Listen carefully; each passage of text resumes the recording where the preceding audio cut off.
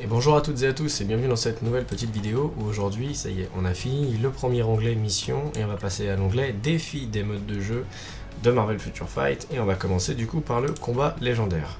Comme vous pouvez tout de suite le remarquer, les combats légendaires, il y a plein de niveaux différents et à chaque fois, globalement, c'est les films du MCU. Et vous pouvez voir qu'il y a une différence entre le tout dernier, ici il y a un petit mode extrême, et le tout premier où, par exemple, il n'y en avait pas.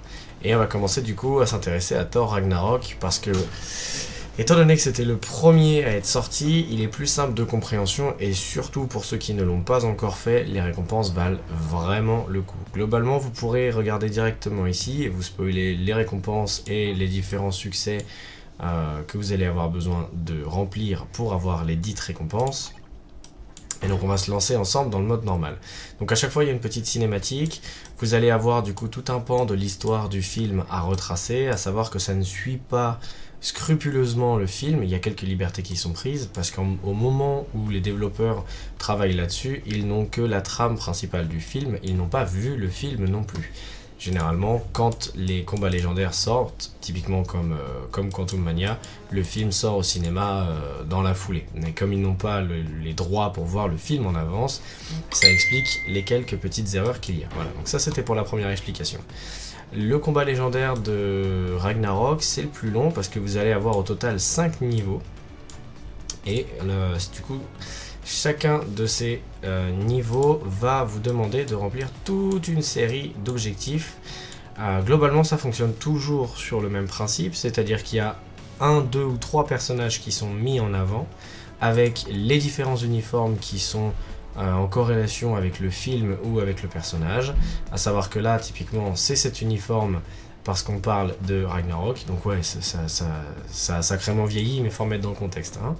À savoir que vous pourrez quand même participer aux missions si vous n'avez pas le personnage et si vous n'avez pas l'uniforme. Okay, ils vous sont prêtés, entre guillemets, pour faire le niveau. Par contre, vous ne pourrez avoir les bonus que lorsque vous remplirez les conditions. Donc quand on vous demandera d'avoir l'uniforme au rang mythique ou légendaire, forcément, il vous faudra l'uniforme, excusez-moi. Comme vous pouvez le voir ici, vous pouvez avoir quelques ressources pour l'archive du Shield. Voilà, sachez que ça existe. Et juste ici, du coup, c'est le coffre de récompense de fin qui va globalement tout le temps se représenter sous la même chose. Donc vous allez avoir voilà, quelques récompenses et quelques biométries des personnages qui sont, pareil encore une fois, en corrélation avec le niveau que vous avez choisi. Donc ça, c'est pour le tout premier. Donc vous allez avoir Thor qui va se battre contre Hulk dans l'arène. Ça permet aussi de se refaire le film de temps en temps, enfin quelques scènes du film. Et surtout là où on va s'intéresser, pour le premier en tout cas, et je vais vraiment mettre l'accent dessus parce que je pense qu'il y a beaucoup de personnes qui sont passées à côté, c'est à quel point les récompenses de cette mission vraiment bien spécifique sont incroyables pour l'époque et surtout pour aujourd'hui. Ok ? Donc globalement, obtient Thor 6 étoiles, obtient Thor échelon 2, on s'en moque. L'uniforme, il va vous falloir l'uniforme de Thor Ragnarok et le faire progresser, donc avec un peu d'argent, un peu de biométrie. Et surtout, là où ça devient vraiment intéressant, c'est qu'on va vous demander simplement de l'avoir au niveau héroïque et on va vous donner en récompense une carte de comics premium. C'est pas la meilleure, mais c'est loin d'être à jeter. Hein. Ça peut servir soit de faire son premier stuff de cartes de comics, soit ça permet une relance potentielle pour avoir une meilleure carte. Ok, donc ça c'était vraiment juste pour le premier niveau et il y a 5 niveaux.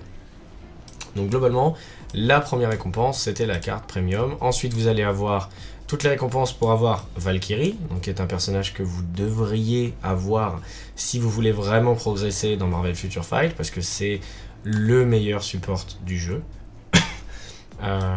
Surtout avec son dernier uniforme et son artefact, etc. Mais globalement, juste le personnage en lui-même, c'est un certain coût, on est bien d'accord, mais ça nécessite, on va dire, ça justifie en quelque sorte l'investissement. Là, pas de récompense vraiment exceptionnelle, mais votre récompense sera vraiment d'avoir le personnage, on va dire.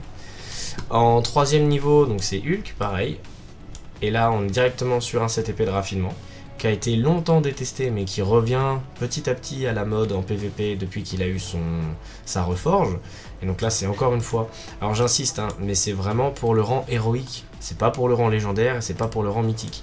Donc si vous vous mettez à prendre cet uniforme, vous n'avez pas besoin de vous embêter à l'avoir au rang mythique, qui est quand même coûteux et assez long, pour avoir une carte premium. Ok, donc c'est vraiment quelque chose à considérer quand vous allez vous lancer dans le jeu, de reprendre ce combat légendaire, même s'il est vieux, il est daté, les personnages sont, voilà, Thor, il n'est pas vieux et daté, Hulk non plus, mais ces uniformes-là le sont, les récompenses, elles, par contre, ne le sont pas du tout, donc ça peut nécessiter, ça peut justifier, on va dire, l'investissement de cet uniforme qui est vieux et qui vous servira à rien, mais 1700 cristaux pour un CTP, moi je connais pas. Globalement, le jeu les estime à 6500 cristaux, donc là, c'est quand même une très bonne affaire. Ensuite, vous allez avoir Loki, vous allez avoir l'uniforme de Loki Ragnarok, héroïque encore une fois, pour une deuxième carte premium. Deuxième. Et ensuite, vous allez avoir Hela avec son uniforme Ragnarok pour un deuxième CTP, et ce coup-ci, un CTP d'énergie. Donc voilà, moi je vous dirais de foncer dessus quand même, hein. Oui, les uniformes sont vieux, ils ne vous serviront à rien d'autre, on est bien d'accord. Si vous n'avez pas Loki, ça peut être le bon moment de partir dessus, parce que encore une fois, avec la nouvelle saison qui arrive là, sur Disney+, il va forcément avoir son tier 4 à un moment ou un autre, donc l'investissement du personnage en lui-même sera de toute façon rentabilisé, et le fait d'avoir son uniforme vous rapporte une carte de premium pour 1750 euros, de n'importe quoi, 1750 cristaux pardon, d'uniforme. Si vous ne l'achetez pas en promo, vous avez une carte qui est estimée à 6500 cristaux. Donc ouais, quand même, c'est plutôt pas trop mal. Donc voilà, donc ça c'était vraiment pour le premier combat légendaire. Je vous arrête tout de suite, tous les autres n'offrent pas des récompenses à ce point-là, et je pense qu'à mon avis ils s'en sont rendus compte très vite, parce que du coup le niveau extrême est arrivé juste après. Donc le premier film Black Panther, qui s'appelait Wakanda Forever pour aucune raison, laissait apparaître le mode extrême. Et alors là, du coup, vous allez avoir les deux niveaux de difficulté, avec forcément les récompenses qui vont avec. Donc pour les récompenses normales, ça va surtout s'intéresser aux personnages. Donc là, c'est Ulysses Klaue à avoir à l'échelon 2, enfin voilà, 6 étoiles à l'échelon 2. Ensuite, vous allez avoir Shuri avec l'ancien uniforme, donc vous avez les récompenses que j'ai déjà eues. Cet uniforme je l'ai pas, et à l'heure actuelle je vois pas pourquoi j'investirais dans cet uniforme, parce que les récompenses valent vraiment pas le coup. Et enfin, obtient Killmonger, donc qui est un personnage premium d'échelon 2 pour un coffre d'Uru héroïque, donc ça vraiment c'est pas bien. Et ensuite la construction de son uniforme à lui, donc pareil c'est un personnage premium, donc la construction de l'uniforme est quand même coûteuse pour, encore une fois, des ressources de merde, on va dire. Et quand vous passez du coup ce coup-ci au mode extrême, là, comme vous pouvez le voir juste ici, il y a une carte premium pour Black Panther, ce coup-ci légendaire, on n'est plus sur héroïque mais on est légendaire, donc on est à un niveau au-dessus. Et ensuite, vous allez avoir quelques cristaux en récompense, et je vous explique pourquoi dans un instant. Avant, on va finir quand même le listing des récompenses. Là, oui, elle aussi, elle vous offre un CTP de raffinement pour l'uniforme héroïque, ok, avec encore quelques cristaux. Et lui, il vous offrira un CTP d'énergie, mais on est sur un personnage premium. Donc avoir son uniforme et le monter jusqu'au rang héroïque, ça va vous coûter des vrais euros, quoi qu'il advienne. Maintenant, vous vous dites, ok, super, mais on a des cristaux à titre de compensation, etc. Oui, sauf que pour débloquer le mode extrême, et on va y aller par exemple sur celui-ci qui est un bon exemple, vous allez devoir payer 2500 cristaux pour avoir la liste de récompenses qui est disponible. Vous allez avoir un teasing là sur l'image, typiquement vous allez avoir voilà, quelques coffres, quelques cristaux, etc. Et en fait, une partie des cristaux que vous avez en récompense vous permet de déduire sur l'investissement global de 2500 cristaux.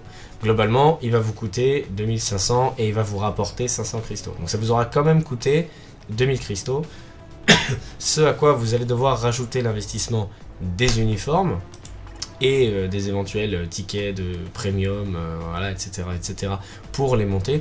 Tout ça pour avoir les récompenses qui sont quand même vachement moins folles que pour le premier qui ne vous coûtera que les uniformes. Okay, donc là, on va prendre Ant-Man and the Wasp. Donc le niveau normal, bah voilà, les récompenses sont pas terribles, on va dire, pour ne pas dire décevantes.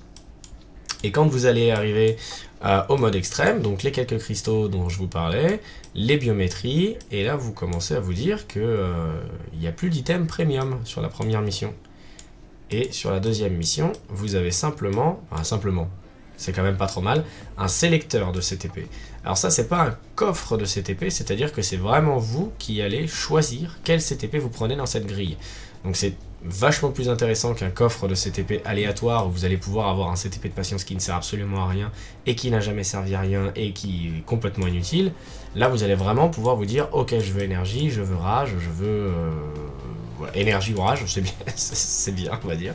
Le reste, c'est PVP ou alors ça a besoin d'une reforge, donc on s'en moque.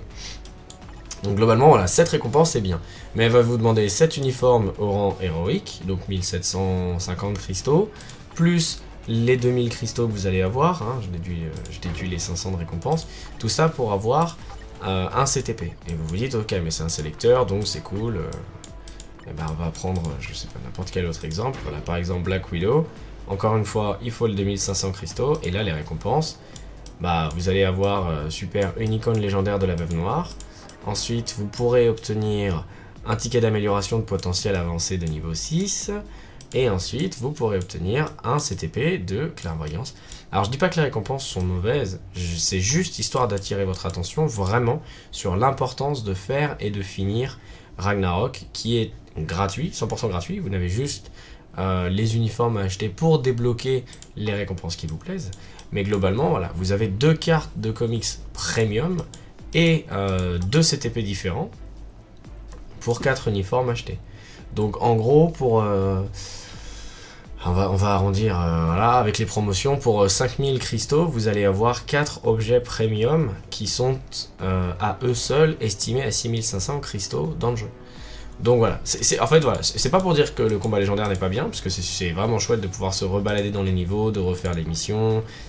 Il y a un petit côté, voilà, terminer avec 60% de PV ou plus en moins de 60 secondes, sans te faire toucher X fois, etc. Donc il y a un côté un peu sympa dans les combats légendaires. Par contre, les récompenses ne sont vraiment plus au niveau de ce qu'elles ont été à une époque. Donc voilà, faites ce niveau-là en premier, et ensuite vous pourrez vous éclater à remplir du coup les différentes missions, à obtenir... là comme vous voyez ici, je voulais vous montrer mais du coup ça ne marche plus, je n'ai plus l'onglet pour l'archive du shield parce que j'ai déjà dû la remplir, alors que si on clique sur Shang-Chi par exemple, comme vous pouvez le voir ici, j'ai encore les données disponibles pour avoir les récompenses de l'archive du shield. Alors on n'en a pas souvent parlé et en fait je pense que personne n'en a parlé globalement sur internet, c'est passé vraiment inaperçu. C'est un travail de titan de réussir à avoir des collections. Ça va pas forcément vous rapporter beaucoup d'améliorations à droite à gauche, mais il y aura une vidéo dédiée parce qu'en fait petit à petit vous allez voir que ça construit vraiment beaucoup votre compte et ça l'étoffe, ça lui rapporte des stats de partout, donc ouais, faut quand même y penser. Mais globalement voilà, comme vous pouvez le voir, de toute façon moi je n'ai pas souvent pris les packs extrêmes parce que voilà, les récompenses ne me plaisaient pas. Je me souviens même plus quelle était la récompense pour celui-ci. Un CTP de jugement, ouais, bien sûr, parce que j'en avais jamais eu avant. Et puis ensuite voilà, je les ai pas prises parce que là on va faire au plus simple, voilà. Donc là vous aviez un artefact 4 étoiles pour Thor, qui est un artefact voilà, qui est très vieux, donc vous avez entre guillemets plus de chances de l'obtenir qu'un artefact qui vient de sortir. Un CTP d'avidité, ici vous aviez un CTP de destruction et un artefact pour Shuri, qui est complètement inutile. Et là vous avez encore un CTP de clairvoyance et un artefact 4 étoiles pour la guêpe qui, il me semble, est complètement inutile aussi. Il me semble que l'artefact pour la guêpe ne donne pas de capacité d'équipe. Voilà, c'est soi-même, et la guêpe est clairement pas un personnage DPS, donc ça sert pas à grand chose. Donc voilà, globalement c'est pour le combat légendaire, donc c'est une petite vidéo, voilà, un peu plus rapide que d'habitude peut-être. À retenir, faites Ragnarok. Ok, ça vaut vraiment le coup d'acheter des uniformes qui sont datés, c'est peut-être la seule fois qu'on vous dira ça dans le jeu, parce que à part ça, c'est une règle, on va dire presque universelle, n'achetez pas un vieil uniforme pour un héros, ça ne sert à rien. Là, ouais, là, le rendu est vraiment dingue, ok, donc, et puis en plus de ça, c'est des personnages qui ne sont pas datés, Ella est globalement forte pour le combat d'Hors le Monde, elle est revenue dans la méta, Loki va pas tarder à avoir son tier 4, Hulk est un excellent personnage PVP aujourd'hui en fonction des méta, Valkyrie est le meilleur support du jeu, et Thor est à mon sens le meilleur premier tier 4 à avoir. Dans le sens où c'est un personnage gratuit, c'est un personnage facile à prendre en main, c'est un personnage qui s'équipe aussi bien avec un obélisque qu'avec un CTP de jugement qu'avec un CTP de rage. Ça se joue bien, voilà. Donc globalement tous les personnages ici je les conseille. Et voilà, foncez obtenir ces récompenses pour avoir un set de cartes qui tiennent à peu près la route et avoir le reste de votre roster avec un ou deux CTP d'équipés. Voilà, j'espère que cette petite vidéo vous aura plu. Là, on va rentrer dans un gros chapitre et peut-être le mode de jeu le plus important de Marvel Future Fight selon moi, le boss du monde. Donc souhaitez-moi de la force et on se voit dans cette prochaine vidéo. Allez, ciao!